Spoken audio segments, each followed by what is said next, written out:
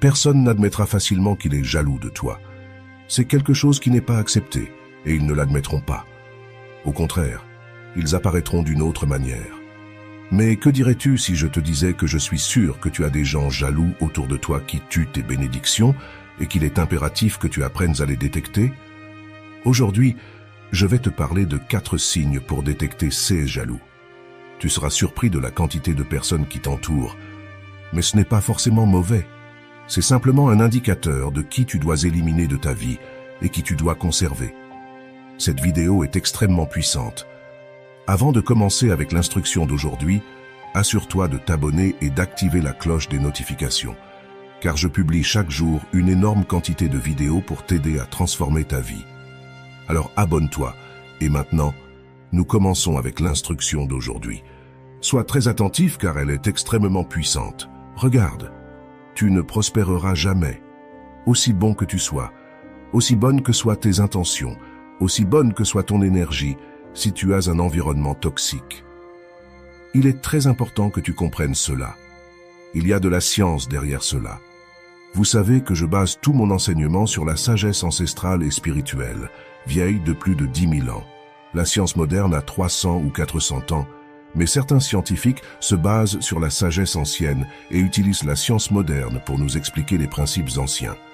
L'un d'eux est Bruce Lipton. Lipton est le père du clonage des cellules.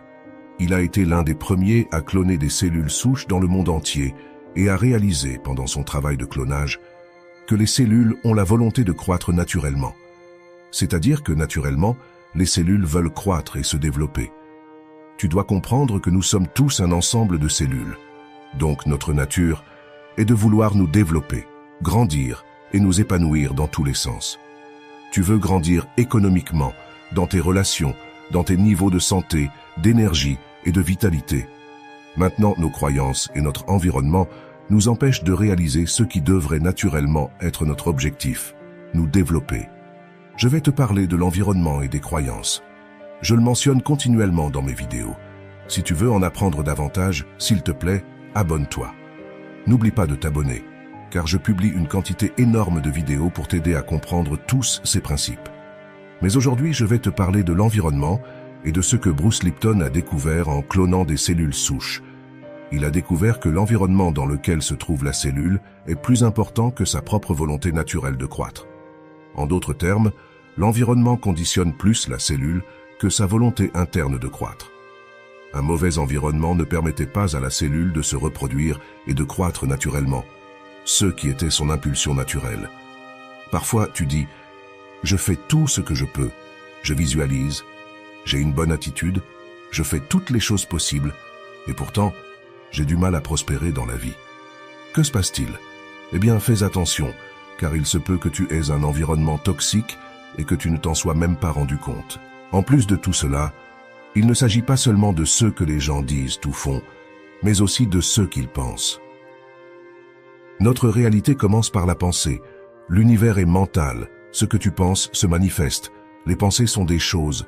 C'est pourquoi, dans la Bible, il est dit dans l'évangile de Jean, « Au commencement était le Verbe, et le Verbe était avec Dieu, et le Verbe était Dieu. » D'abord vient la parole, qui est la pensée exprimée, et à partir de cette pensée et de cette parole, se génèrent toutes les émotions, toutes les actions conscientes et inconscientes qui conduisent à un résultat.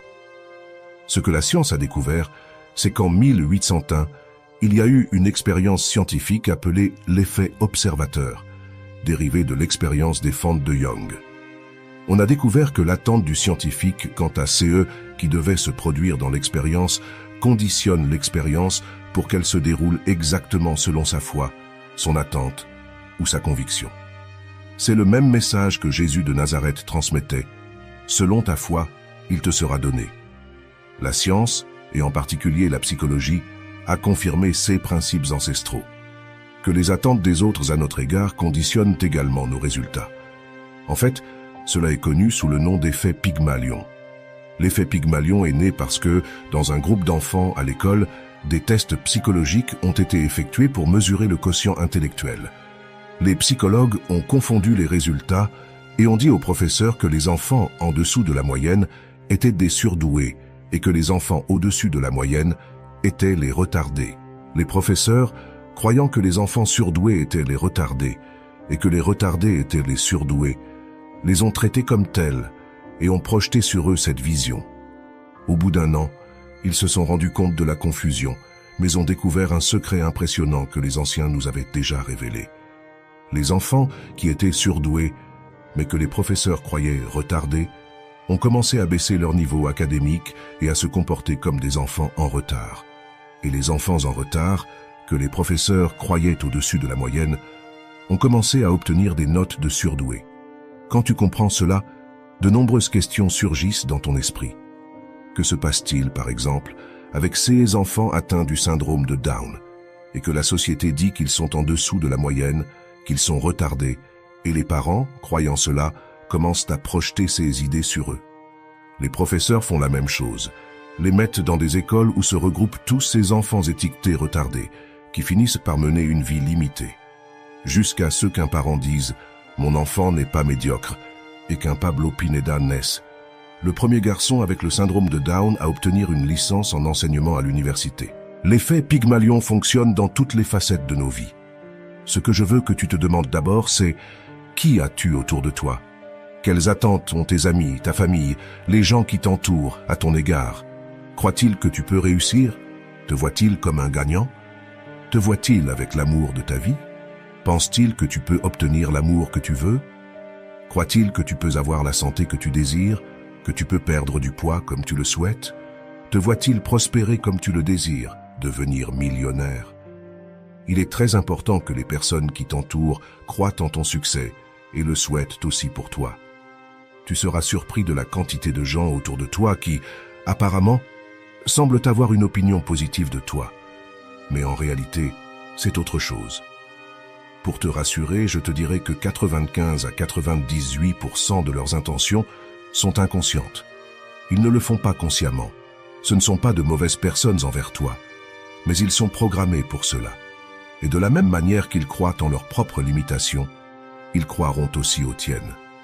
Une chose importante à savoir est que quand quelqu'un ne croit pas en lui-même, qu'il peut obtenir n'importe quoi dans la vie, qu'il ne croit pas aux principes que j'enseigne tous les jours, il croit automatiquement que sa malchance est son destin, qu'il est né pour cela. Et quand il voit quelqu'un qui réussit mieux, l'envie surgit automatiquement. L'envie n'est rien d'autre qu'un sentiment d'infériorité par rapport à la personne enviée. Ils ne le reconnaîtront jamais, ne le verront jamais, mais crois-moi, tu as des gens envieux autour de toi et des gens qui ne croient pas en toi, même s'ils semblent dire le contraire. C'est pourquoi je vais t'enseigner 4 signes pour que tu puisses identifier cette envie et t'en éloigner rapidement. Parce que ce n'est pas seulement ta croyance, tes attentes et ta foi qui comptent, mais aussi la foi des personnes qui t'entourent. Dans un passage de la Bible, un père d'une fille juive a demandé à Jésus de la ressusciter. Quand ils sont arrivés, tout le monde pleurait et se moquait de Jésus. Personne n'y croyait. Et la première chose que Jésus a faite, c'est de leur dire « Sortez d'ici ». Sors de la chambre, car Jésus le métaphysicien connaissait parfaitement ses principes. Je ne peux faire aucun miracle avec tous ces sceptiques et moqueurs autour de moi. Si tu ne crois pas que je peux le faire, alors je ne pourrai pas, parce que tu affectes aussi ma propre foi. C'est pourquoi, lorsque les gens demandaient des miracles à Jésus, il leur posait toujours la première question. « Crois-tu que je peux le faire ?» Si la réponse était oui, alors il passait à l'action. Premièrement, ce que tu dois comprendre, c'est que les envieux seront aimables avec toi, te parleront et te diront des choses gentilles, mais la réalité de leur croyance se cache à l'intérieur. Tu peux détecter leur envie et je vais te donner 4 signes. Le premier de ces signes est les micro-expressions. Cela signifie que le subconscient se reflète dans le corps. C'est pourquoi, même si tu donnes des médicaments à quelqu'un, sa croyance est plus importante que le médicament. En science, cela est connu sous le nom d'effet placebo. La majorité des maladies sont le reflet de traumatismes passés, et de nombreux médecins le reconnaissent maintenant à travers le monde. Ceux qui ont une vision ancienne ne le reconnaissent évidemment pas. Les micro-expressions révèlent que dans les 2 à 3 premières secondes où tu annonces une bonne ou une mauvaise nouvelle à cette personne envieuse, tu le verras se refléter dans son corps. Cela se verra dans ses yeux, tu verras une lueur différente dans ses yeux. Son nez va se froncer, ses sourcils se contracter. Si tu lui annonces une bonne nouvelle, Dans les 2 à 3 premières secondes, tu verras une micro-expression de mécontentement, puis elle affichera automatiquement un sourire de façade. Si tu lui annonces une mauvaise nouvelle, dans les 2 à 3 premières secondes, tu verras une micro-expression de joie, puis elle affichera un air triste. Les premiers instants sont cruciaux, car c'est là que le subconscient, la pensée réactive et impulsive, se manifeste dans le corps. Le deuxième signe que j'ai noté ici est le commérage. Les envieux parleront de toi à d'autres, évoqueront des choses de ton passé, diront que tu n'es pas fiable, que tu n'es pas ce que tu sembles être. Ils propageront des rumeurs à ton sujet. Je suis sûr que nous avons tous vécu cela, surtout lorsque la vie va très bien. Tu auras des gens autour de toi qui seront spectaculaires avec toi, puis tu apprendras qu'ils commencent à répandre des rumeurs. Un petit secret. Éloigne de ta vie ceux qui viennent te parler de rumeurs et de commérages sur une autre personne, car lorsqu'ils se retourneront, ce sera de toi qu'ils parleront à cette autre personne. C'est très important de comprendre cela. Le signal suivant qui indique qu'ils ont de l'envie est les faux compliments. Combien de gens donnent de faux compliments? Par exemple, tu réussis dans un projet et la première chose qu'ils vont dire est « Ah, tu as dû gagner beaucoup d'argent ». Parce qu'en leur fort intérieur, l'argent est mauvais, c'est avide, c'est la cupidité. Donc ils te font un faux compliment au lieu de dire « Waouh, c'est incroyable, je suis très content pour toi, c'est magnifique tout ce que tu accomplis ». Non, ils vont immédiatement parler d'argent. Cela indique une envie totale et absolue. Pourquoi?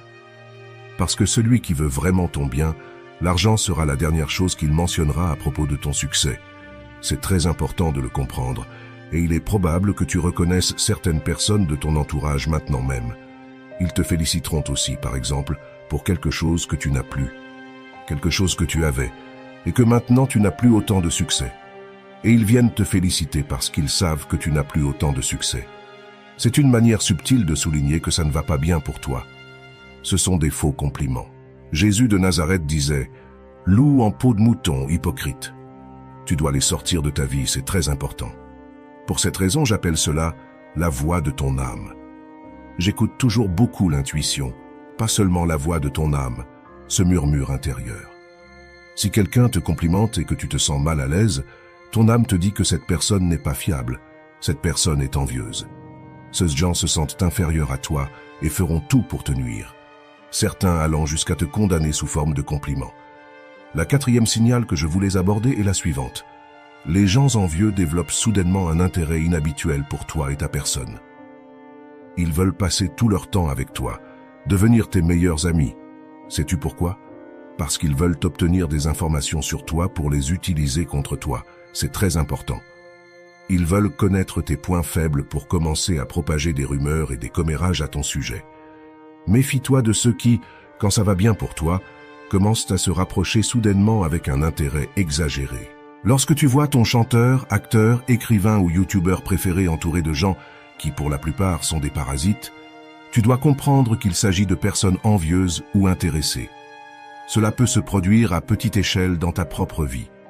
Fais très attention à ces personnes. Rappelle-toi ce que je t'ai dit au début de la vidéo. Le docteur Bruce Lipton a découvert que la volonté de la cellule n'était pas aussi importante que l'environnement pour prospérer. Tous, nous avons la volonté innée de réussir, de nous épanouir. Dans la Bible, il est dit que le bien est la normalité, que le mal est un choix.